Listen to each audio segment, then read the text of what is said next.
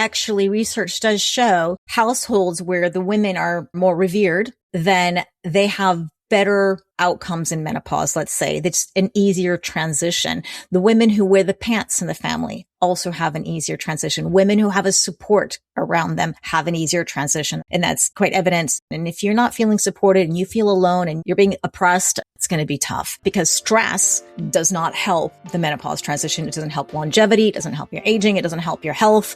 And it's not the stress. It's your reaction to the stress. Welcome to Salad with a Side of Fries. I'm your host, Jenn Trepeck, talking wellness and weight loss for real life. We're here to clear up the myths, misinformation, bad science, and marketing to teach you how to eat and how to cheat. Are you ready? I'm having salad with a side of fries. Hey friend, welcome back to Salad with a Side of Fries. I'm Jenn Trepeck, your host and health coach, here with you every week for Wellness Without the Weirdness.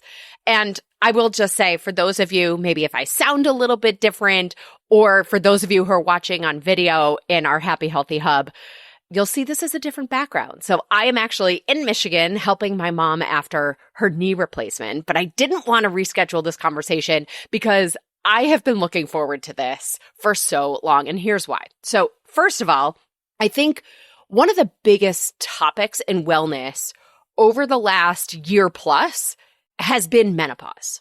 And we've probably never known more. And at the same time, we're still learning every single day. And the second reason why I'm so excited is because we have a returning guest to share some truly unique insights. So let me reacquaint you. She's a gerontologist who studies aging and is dedicated to challenging menopause stigma and ageist stereotypes. As the host of the Hack My Age podcast, she focuses on empowering women navigating the menopausal transition through biohacking techniques. Welcome back, friend of the podcast, Zora Benhamou. Thank you. I love it. We're going to have to add like the applause track to this. Oh, it's so fun getting to know your podcast friends and getting on again. And I've had you on again, and it's just get to know you better and listening to your episodes. And we've come a long way since the first time we met. Right? I love this. So let's fill everybody in, because after you listen today, we have so many conversations for you to go back to between us. So on Salad with a Side of Fries, episode 304 from May 28th of 2025, we have Supercharged Recovery from Surgery and More featuring Zora. Then on Hack My Age, we have Reverse Menopause Weight Gain, New Blood Sugar Balancing Tips with Jenn Trepeck. That was May 9th of 2025. And then November 7th of 2025, there's one called How to Simplify Health and Build Consistency in Midlife with this BioStack. So much to go back to. I know.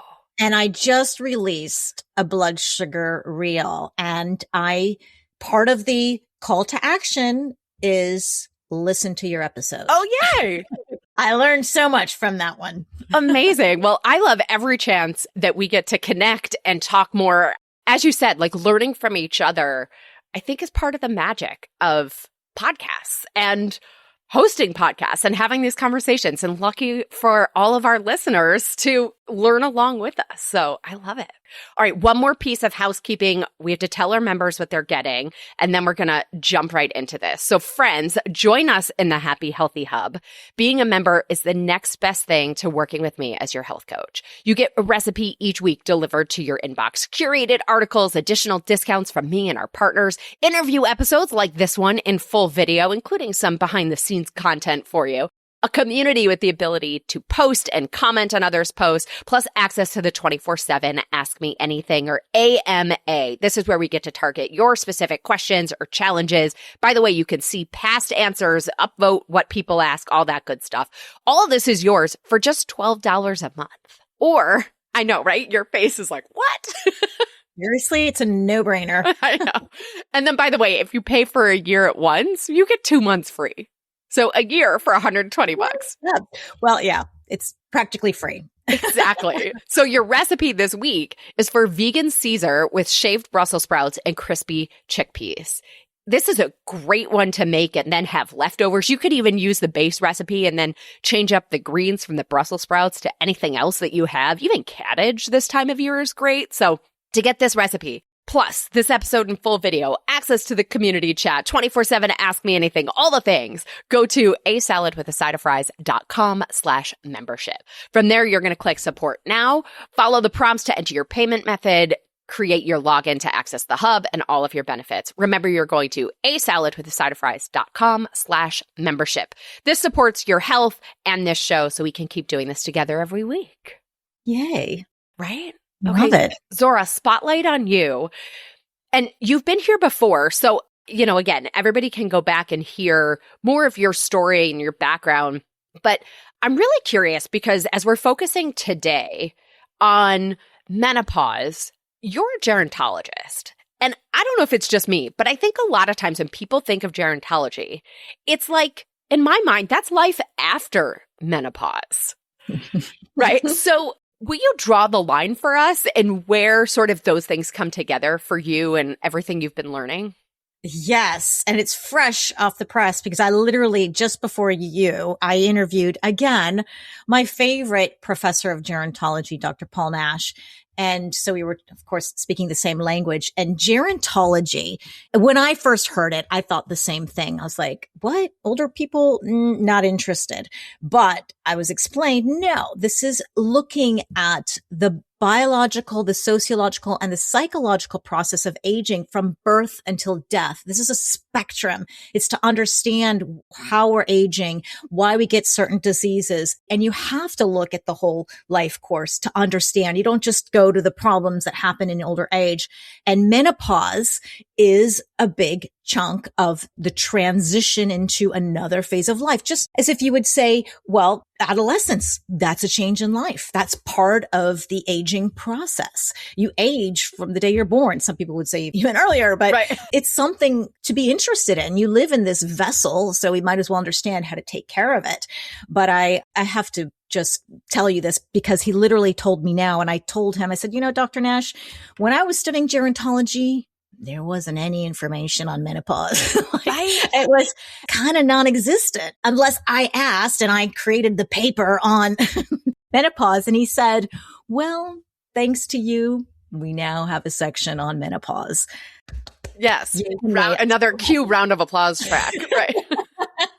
I was so proud. I didn't know that. And it was really nice to hear. And it just highlights the fact that menopause is an important stage of life and it has an effect on how we age for sure. Absolutely. Which is why they're now considering it. So, or now having it in the curriculum. So I think it's not just gerontology isn't just older age. Yes, we do advocate for older adults and their social policies and everything like that. But to look at that, you really do need to look at the whole life course.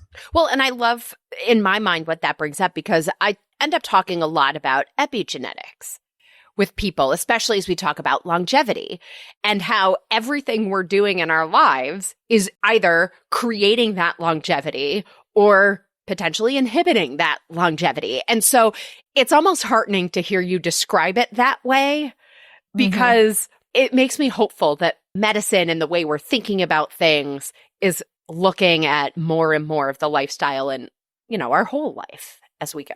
Yeah, the course that he was teaching, which was my favorite course, was called The Mind-Body Connection.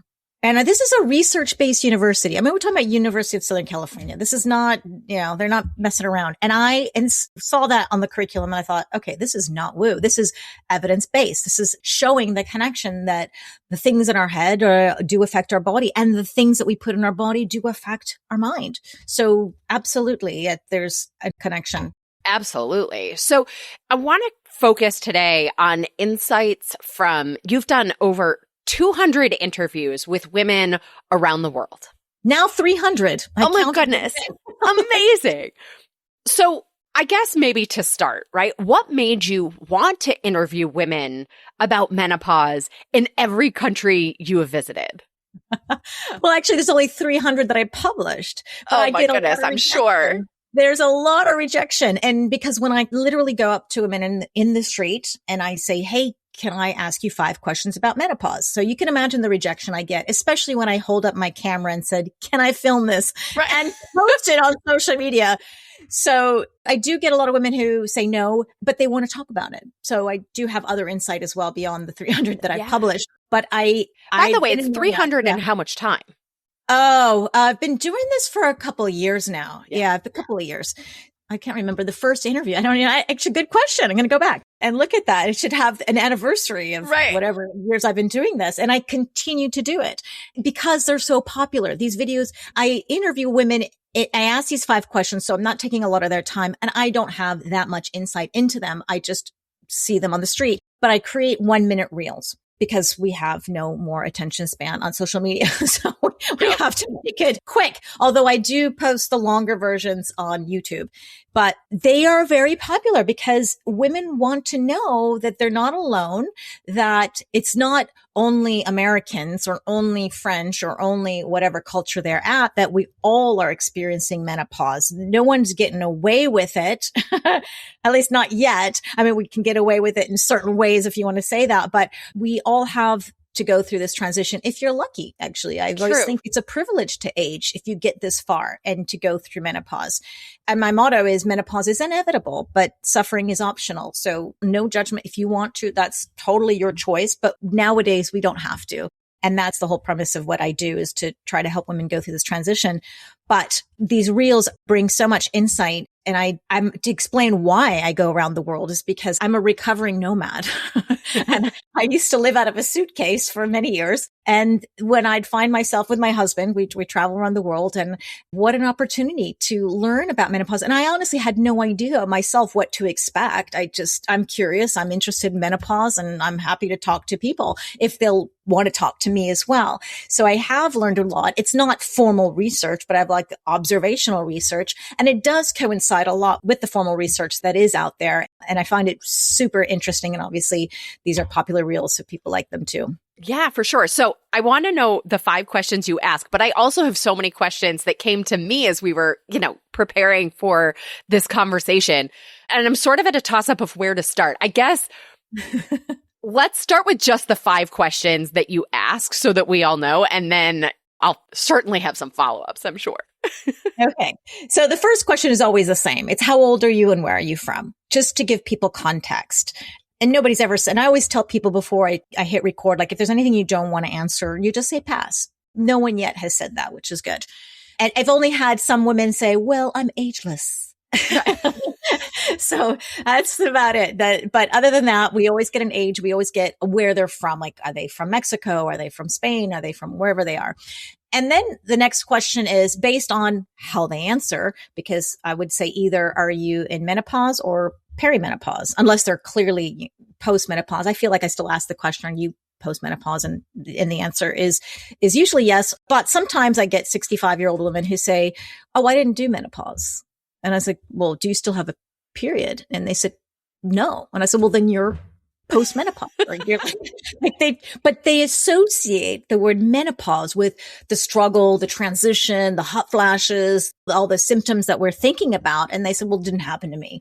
And that's valid enough if that's what their experience is. I never go in with an agenda. I never try to skew the question to get them to answer the way I want to. I just let them speak, which can be controversial, because when I first started posting these things, people would just like, oh, she's wrong, or whatever it is that they want to get. And I was like, I don't agree with her either, but it's not my journey. It's not that my wasn't what we were here for. Yeah, it's her story. Let her have her story. So the question then follows after that is if she says, yes, I'm in perimenopause or postmenopause. I said, either how do you know, or when did that happen? When did your last period end, kind of thing, question. And they would recall somewhere in my 50s, more or less, or in my 40s. Some of them have very clear stories when that happened. And then that's when they start rolling, the ball starts rolling, and they're explain certain things. And then after that, I would ask, well, how did you alleviate those symptoms, if at all? And then each culture, some say, oh, juice detox, and some say, this is on my list of things. So we're going to come back to that. Yep. Some say other things. And then after that, I would say, well, okay, have you ever taken HRT? It's always just a curious question that I have. And then they answer yes or no. And it is interesting how they would answer as well, because it does give you a clue into their opinion on HRT. For everybody listening, by the way, if you're unfamiliar, HRT is hormone replacement therapy. Yeah. Yes. Hormones. Yeah. So usually I wouldn't say it that way, because it depends on different cultures. I would say, have you ever taken hormones or hormone replacement or hormone medicine? Some people look at it as medicine. And then after that, I'm often curious to know if they've ever checked their bone density, and different answers all the time. And then one question I also like to ask is, did your mother ever speak to you about menopause? Like, were you prepared for this? And globally, no one's mom ever talked to her about menopause. Like, I've had maybe two. Like, it's really quite rare. It happens, but very rare. And the answer I often get is, oh, no. In my culture, we don't talk about that. I was like, well, evidently in all everybody else's culture, it happens like that too. Turns out it's not cultural. Exactly. And usually the last question is about, maybe have you spoken to your kids about menopause, or what advice would you have for a woman who's going through this transition right now? Then okay. I don't know if there's, I would say 5 questions, but it's usually a little bit more than that. Yeah. But I don't want to scare them with 10 questions. Can I ask you 20 questions? Yes. And record the answers. So one of my first questions, and it's also one of your first questions when you ask them, is about this timing piece. And so I'm really curious, like, around the world, do you see differences in the timing of the onset? Or is it, like, I feel like in the US, it runs the gamut. And is it the case everywhere? Or do there seem to be impacts, or cultural or nutritional or whatever that impact the timing? That's a really good question. And I don't see major differences from the US. It is kind of all over the place. I would say, if I can recall correctly, maybe the socioeconomic status kind of matters, because I'd have to go back to all my interviews and really try to see who these people are, what they said in terms of the age of the onset. But the research does show that women who have a bit more, maybe less nutritional, I guess, fortitude, that's what you'd say, maybe higher impacts of stress, would have an earlier menopause. So if I interviewing a woman on the street who was selling strawberries in Vietnam, then if I recall correctly, yes, she would have a bit more of an earlier onset. But so oftentimes these women who I find who are literally street workers or things like that, they don't really know why I'm even bothering asking them these questions. Like, it's so a non-issue for them. They look at me like, I've got people to feed at home. Like, I got bigger problems. Like, I'm not thinking so much about menopause, like whatever. And so, yeah, it seems as that the socioeconomic status may have an impact on the onset. I know the research shows that, but did it show in my observational research? I have a feeling yes, but I can't say definitively if it is or not. Yeah. And it's interesting because, so there's that socioeconomic piece. There's what you were even saying before of culturally, that people's mothers are not talking to them about this. What about, and maybe you know this or not, maybe this is even from your podcast interviews, what do you know of how the medical industry talks about or responds to menopause for a lot of these women? And maybe this comes up in the hormone replacement question. So you're asking about the cultural differences globally in terms of the medical system preparing them for that. Yeah. Or responding to it. It's the same in terms of the complaints that we have in the US with the doctors being uneducated in menopause. It's the same. When I say, did you talk to your doctor about menopause? Usually the answer is no. Like, why would I? Kind of a thing. And if they do, it's very dismissive and it's just part of life and get on with it. And very few women, other than in the Western world, are either aware of hormone therapy or are taking it, even less. So, and there is still a stigma of, oh, this causes cancer. And no, I wouldn't. Or there's always this answer is it's like as if it's a badge of honor. I did this quote unquote naturally. No way that would take hormones. And that tends to happen a bit with the older community, where a woman who's already 10 years postmenopause. Yeah. Interesting. Yeah. Buckle up, buttercup. I did this on my own. Like, what's wrong with you?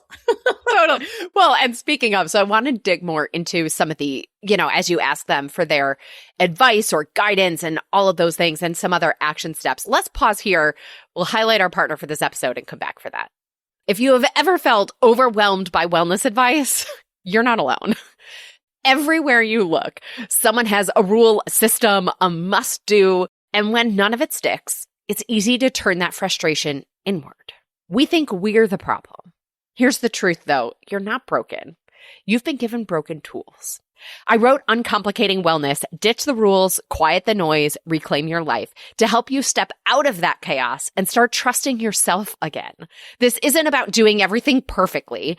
It's about understanding what matters and, frankly, letting the rest go. So if you're craving clarity, relief, and a more humane approach to human health, this book is for you. Find Uncomplicating Wellness wherever books are sold, or text the word book, B-O-O-K, to 833-801-0500 to learn more. Again, text the word book, B-O-O-K, to 833-801-0500. Okay, Zora. And that book is good, if I can just give an endorsement. Thank you. So practical, but everything you do, even your podcast. And the more I listen to you and learn about you, I'm like, she's just like me. Like, I know we're on the same track. I do the same things. Like, exactly. I know. I love it. I love it. Yeah. So did you find certain symptoms to be more common in certain geographies? That's a really good question.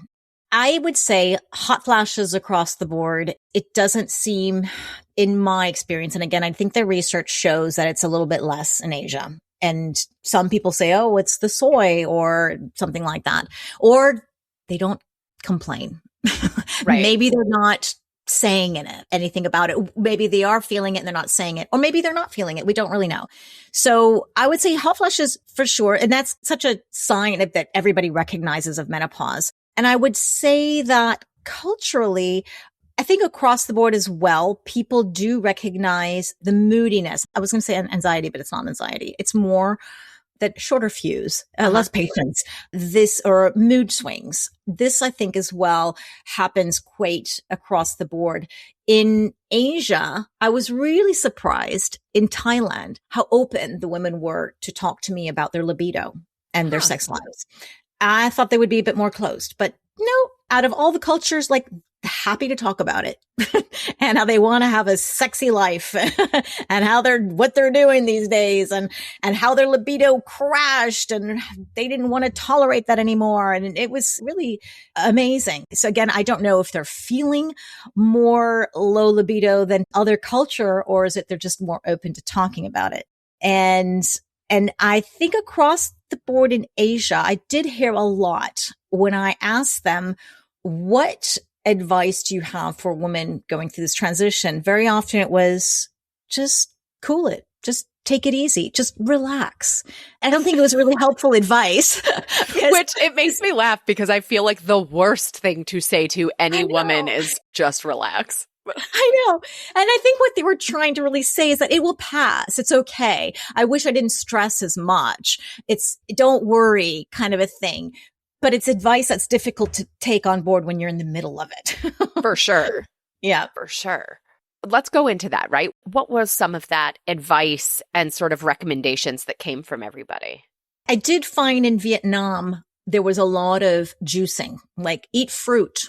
That's the magic cure for everything. Or juice, exercise, and all the basics, which we should be doing. It's great. You know, we should be having a healthy diet and be moving and all that. But it was so like, oh, simple answer to all your woes. It's just hard to believe, but I think that's what they had. And different cultures would have different supplements. And I was really trying to dig in. I was like, what's the name of the supplement? Please. It was most of the time they didn't know how to say it. And I was trying to get the thing, but it would be things like Dong Quai most of the time. It would be a primrose oil. Is another one that they really liked. So that was found that a little bit more in Asia and Thailand. And in Hong Kong, where I used to live in Hong Kong. So when I went back to travel there as well, I found that the women there were a bit more open to hormone therapy. Like they at least knew about it and they were open to it. Or maybe some of them were taking it, which I found much more than, say, Thailand or Vietnam. In Spain, I was really surprised that hormone therapy was still like frowned upon. Whereas, say, in France, they were quite advanced. Like, yeah, I'm on hormone therapy and it's a good thing for me, or they really liked it and they would recommend it as a thing. But I think in the Western world, it was much more, and I'm talking about Europe and US, Canada, that the women, the advice that they would give is to talk about it. Don't be afraid. Go to your doctor, get help. Don't wait. They're not saying take this magic supplement or juice and it'll be fine. It was a bit more practical in that sense of just talk to somebody about it. Don't be alone. Yeah, it's so interesting that I think it's so much in women's health across the board and in our lives. It's this like, suck it up, figure it out thing. Yeah. And maybe with all the conversation about menopause in the last couple years, maybe we're turning the corner, that these things exist. I hope so. Well, certainly our generation or Generation X, I think, is ruffling the feathers of menopause. And I think a lot because these doctors who are in these menopause influencers and they're going it through themselves and they are shocked how unprepared they are, appalled, and then are going to make a big stink about it. And then we all follow and say, yes, this is something I wish we were prepared for. And so hopefully the next generation will be prepared for that. And I kind of get annoyed with the generation ahead of us. Like, why didn't you tell us about this? Like, why didn't you warn us?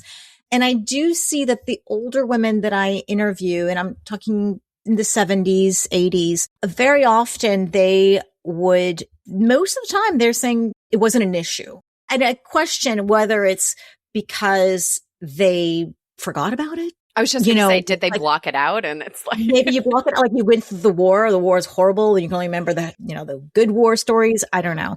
And I did had a couple of interviews I've had where either the husband was next to her or the daughter was next to her. And when she would say, no, I didn't feel a thing, nothing happened, they were like, no, she's lying. I remember when you went through that. So I know some people are forgetting. Maybe not everybody, but you'll have the husband or the daughter going, no. It was clear she was going through, like, we weren't really sure what was going on, but she was very different than she is right now.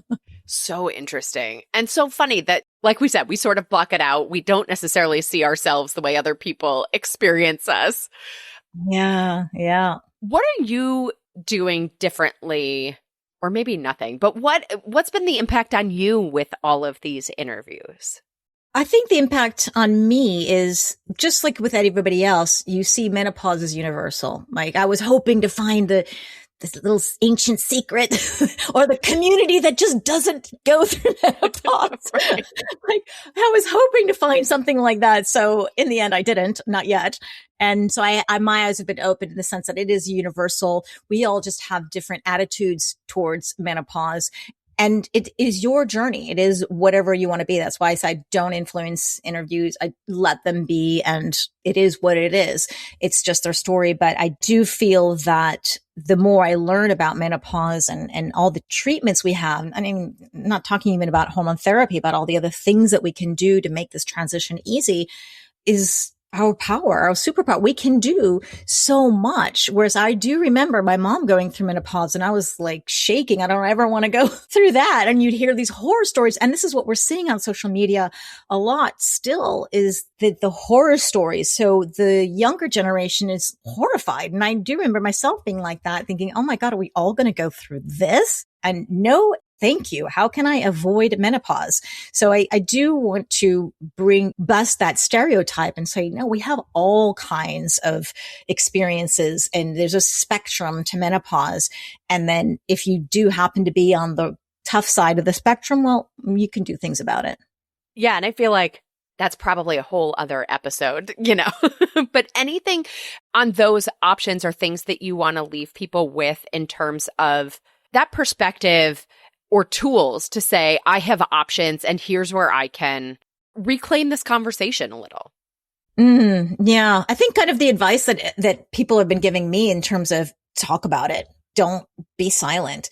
Your girlfriends who are going through this may lead you to the best doctor or menopause specialist who can help you, or maybe to a community. Like, I have a menopause community and the girls are just so amazing there, and they're happy to be there because they all are going through the same thing and they connect because of this journey, and they do want to talk about it. And there are women who don't, and that's fine too. But I really think that the more you talk about it and the more you're open about it, we destigmatize this, just like we did periods. Like, remember, like, nobody wanted to talk about periods, and now we're all cool about talking about our cycles and menstruation. But that didn't happen in a day.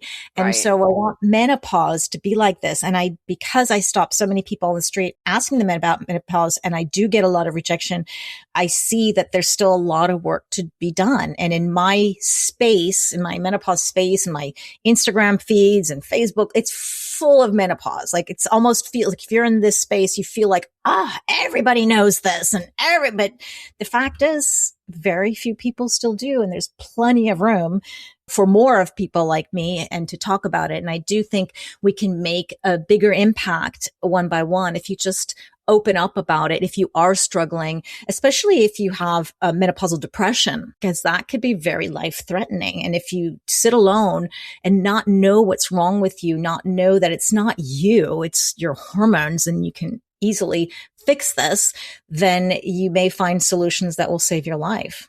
I love that. I think that's a beautiful place to put a pin in it, but I have a question that I feel like if I don't ask, So did you find that you were rejected more in certain areas, certain countries? Oh, yes. Yes. There was the Czech Republic was my toughest audience. I know it's only in Prague, so I don't want to say the whole republic, but evidently I've been told that it's the whole republic. But it was a place where and normally if I get rejection, it's, oh, no, thank you. I'm a little shy. I don't want to be on camera, or, I'm so sorry. And that's fine. And I never bully anyone to give me an interview. It would be a bad interview if I did. But in Prague, it was when I asked, can you, I ask you 5 questions about menopause? They looked at me straight in the eye and said, no, and get out of my store. Like I offended them. And it happened again and again and again. And I thought, okay, there's something I'm doing wrong. And I found a younger English speaking Czech woman. I said, look, should I get a translator? Am I like, what's happening? And she said, well, first of all, our culture is very closed. And even if you had a translator, even if you were Czech, she will still give you a similar response, because what you're doing is looking at somebody and saying, you look old. Can I ask you some questions?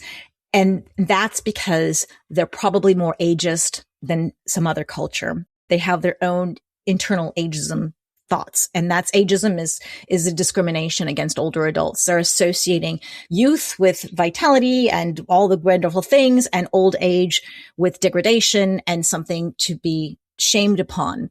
And that was really sad, because that wasn't my intention at all. And I didn't want to offend, but I knew I was doing something wrong. And that's hopefully I just asking a bunch of women on the street, maybe it will open the conversation a little bit, but that was a really tough crowd. Yeah, it's so interesting because it also connects in my mind as we think about longevity, right? All of this leading to this longevity piece. And we have an episode about the longevity equation, and we have a couple about blue zones. And in these conversations, it's so interesting because in the parts of the world where people live the longest, the older generations are so revered. And part of the family unit and part of the community and these integral pieces, like part of their purpose in later years is childcare and teaching and community and all these pieces. So I wonder if there's a connection somewhere in all of that to how they're talking about this phase.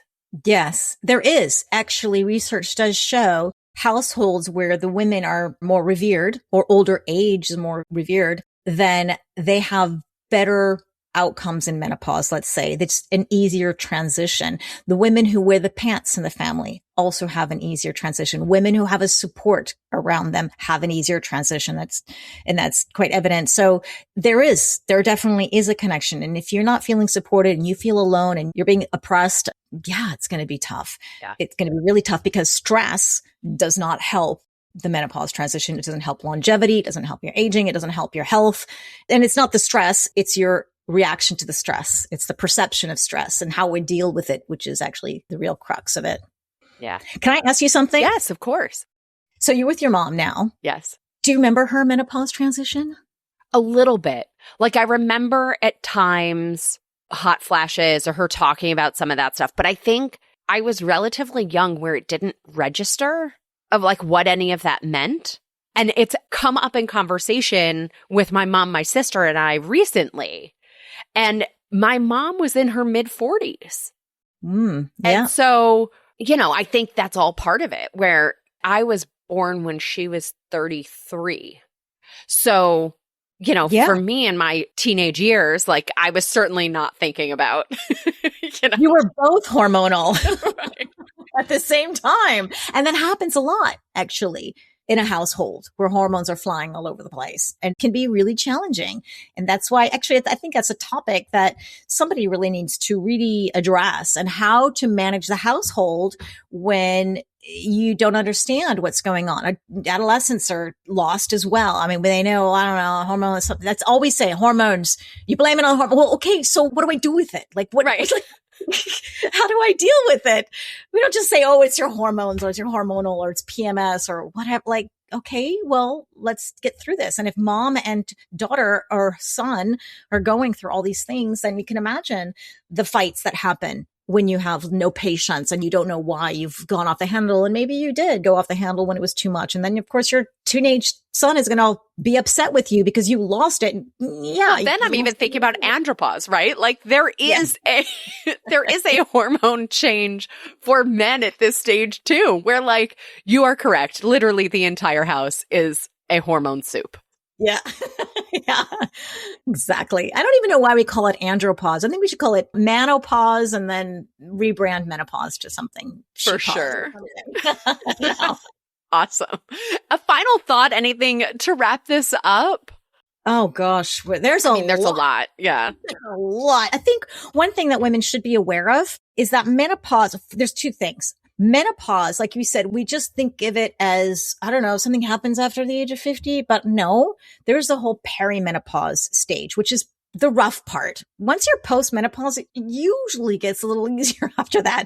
It's the perimenopause stage that happens in your 40s, late 30s. That is the trouble. And we start to lose, in general, our progesterone, which is one of our major hormones, in our mid-30s. So if you're mid-30 thinking, what? I got to think about menopause? Well, yeah, it's not, again, I don't want to label it menopause, label it whatever, label it hormones changing. Okay. And you did it when you were an adolescent, you did it when you were pregnant, and now it's going to happen again.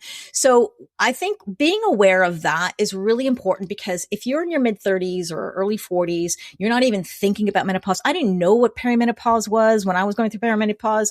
I so lost. And I know that so many women are as well. If you're one of those, don't worry. We're all the same. Like there are very few people even aware of this. Yeah. So when you're feeling a little off, you're like, I know something's off. I'm not sleeping as well. I'm kind of waking up for some reason. I don't know why.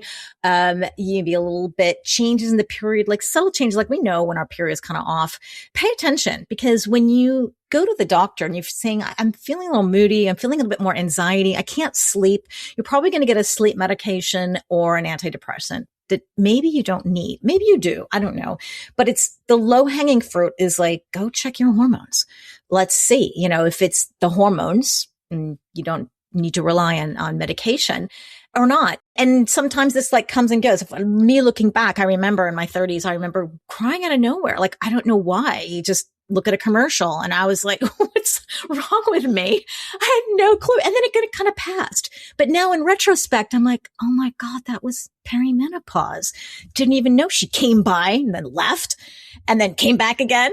But it's good to be aware, even if you're in your 30s or early 40s. And so one of the biggest myths is we associate menopause with older age, or something happens after 50. And I do want women to be aware of that. And the other thing I want women to be aware of is that there are over 103 symptoms of menopause, 103 that are documented. And we only think about 5, 6, and the most common ones, but there's things that women may not associate, like joint pain. And you think, oh, so you go to the physio or you go to a doctor and they're trying to figure it out. And you get all these MRIs. And very often it could be just the loss of estrogen. Estrogen is an anti-inflammatory. So you could be going down all these rabbit holes when, okay, it's menopause.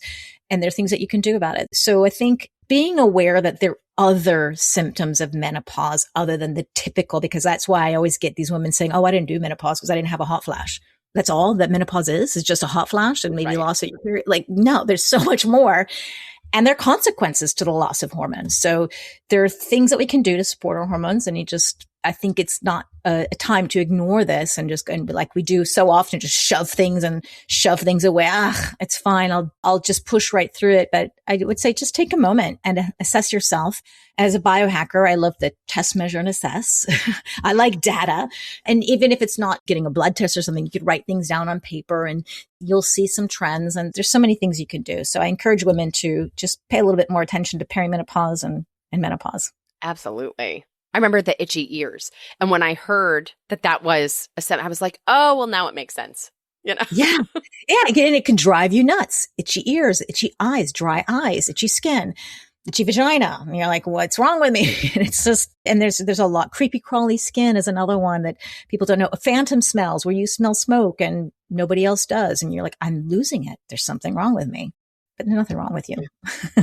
Amazing. I know there's so much to dig into here on this topic. I love this perspective and the insights that you've learned from all these interviews. So on behalf of all women, thank you for asking these questions and having these conversations.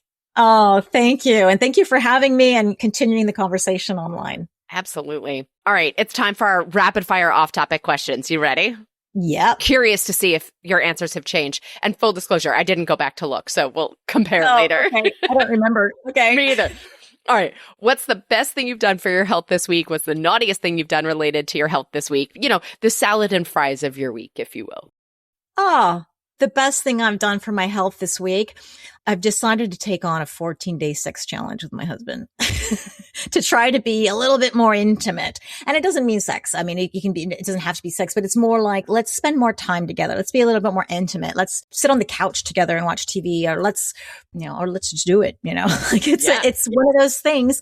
And part of that challenge is shutting down my work at 9:30 p.m., which I know it's not, I could work until midnight. Like it's really bad. And when I shut myself down, I say, okay, now is my intimate time and I'm going to be with my husband. And I think that impacts my health big time. For sure. So I know that's changed. That wasn't the answer before. It's probably like therapy or something. Awesome. Love that. And the naughtiest or the fries? The naughtiest thing, I stayed past my 9:30. I know I did that. I have a sponsor and I had to post the reel. So I felt, oof, if I don't do it, I'm going to be busted. So I do remember going over the 9:30. So I was a little naughty there. Love it. All right. If you weren't a gerontologist and host of the Hack My Age podcast, what would you do? Oh, I'd be a musical dancer. I'd love to dance in musicals. Amazing. Your favorite book on any topic other than your area of expertise, or you could give us a fiction book. Oh, I know you asked me this last time. Well, one of my favorite books I think was quite influential in me was, do you know the Ayn Rand? Yeah. Okay. Oh, you do know Ayn Rand? Yeah. Okay. Her books, I mean, all of her books are quite influential. It's kind of a cult thing. Like when I didn't know about it, I was like, who is this? I never heard of her before, but I'd say her collection of books were pretty influential on me. And I think they can be quite heavy and psychologically. So I remember struggling with some of it, but after my husband loves this author as well. So we had these debates, these discussions about it and, existentialism. And oh my God, it was so intense, but yeah, those are remember, I digress. I'm terrible at rapid fire. 10th grade, I submitted, I can't remember which book it was of hers, but it was like a essay competition or something about one of her books. Uh-huh. I don't know. Oh, yeah. That's crazy, actually. We read them in high school. Oh, wow. I know. How progressive Michigan was. All right. If you could cure one ailment, disease, or sickness, what would it be? There's so many. I want to say breast cancer because my mother died of breast cancer, but I think I've been seeing a lot of people lately with Alzheimer's disease, and it's a wicked one. It's a wicked, wicked disease. And a lot of people, everyone suffers, not just, the person through it. I have to say it's a tough one. If you were a superhero, what would be your superpower? Regenerate organs and skin. That's a good one. I get my cartilage back, so I didn't need hip replacements. Totally. What's your biggest pet peeve? Oh, right now, like mouth breathers, because I'm in menopause. No one can breathe around me. All right, last one. In your opinion, what's the next frontier in wellness? A regenerative medicine. I think I hope I am the last person on the planet to have a hip replacement because it's so primitive. And I think just regenerative medicine, I think it's going quickly. I mean, I think there are things out there that some countries and some people are doing, and we just don't have access to it yet. But with AI technology and robotics, things are moving very quickly. And I'm excited for that. I think that's going to explode. Yeah, for sure. 3D printers, all of that kind of stuff. Yeah. Wild. Yeah. Well, Zora Benhamou, thank you so much for being here. Tell everybody how to connect with you, where to find Hack My Age podcast, your community, all the things that you offer. If the only thing you can remember is hackmyage.com, it's all there. I'm on Instagram and Facebook and TikTok and Twitter and LinkedIn, all YouTube, all the places. And I've got menopause quiz. If you're not really sure where you are in menopause, just go to the hackmyage.com website and you can take your quiz and find out where you're at. And if you have any questions, if you're ever lost, I'm still accessible. I still see all my emails and Instagram. That's me answering as well. So just ask me anything and I'm happy to help. Love it. You're just a gem in this community and these conversations. So thank you so much for being here. Appreciate you. Oh, thank you so much. Absolutely. All right, friends, on Friday in this week's bite-sized bonus episode, we're talking about Javi coffee. So this one came from Sarah on Instagram. She said, I keep seeing these everywhere and would love to hear a nutrition nugget about them. I've never had them, but they sound tempting. Well, Sarah, we're going to look at them together on Friday in this week's bonus episode nutrition nugget. So wherever you're listening, click the plus sign or the follow button so that your app alerts you when it goes live at 3 a.m. Eastern on Friday morning. Well, as always, everybody, I'm your host, Jenn Trepeck. Connect with me on Instagram or all social media. I'm at Jenn Trepeck, JENNTREPECK. Website is asaladwithasideofries.com. Pick your platform, send a message to this week's featured guest, Zora Benhamou. Zora, thank you again for being here. Oh, thank you so much for having me. It's so much fun. Likewise. And friend, if you're not already, become a member of the Happy Healthy Hub. You'll go to asaladwithasideofries.com/membership. This shows your support for this podcast, this community, and of course, your health. On top of this week's episode in full video with behind the scenes bonuses, your 24/7 Ask Me Anything, you'll get this week's recipe for the vegan Caesar with shaved Brussels sprouts and crispy chickpeas. So until next week, remember, as much as we know and are always learning about menopause, it's worth looking to at other cultures and other parts of the world for some truly powerful insights. Well, friends, that's it for today's episode of Salad with a Side of Fries. Congratulations for making yourself and your health a priority. Thanks so much for joining us. Be sure to click subscribe or follow on your favorite podcast platform. Share us with a friend, and we'll be back next week. Always remember, you deserve it, and you are worth it. Happy healthy.